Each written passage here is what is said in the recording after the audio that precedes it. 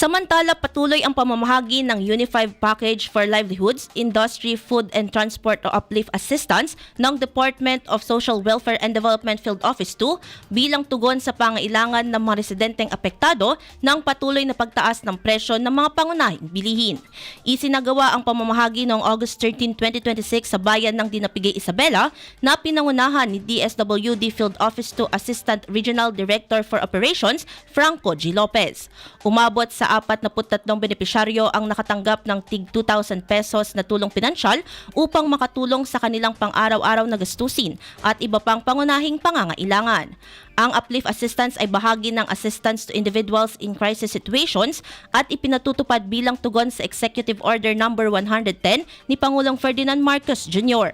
Layunin nitong makatulong na maibsan ang epekto ng inflation sa mga individual at pamilyang nangangailangan ng karagdagang suporta. Patuloy naman ang DSWD Field Office 2 sa paghahatid ng mga programa at serbisyong panlipunan sa mga komunidad sa rehiyon, partikular sa mga pamilyang nangangailangan ng agarang tulong.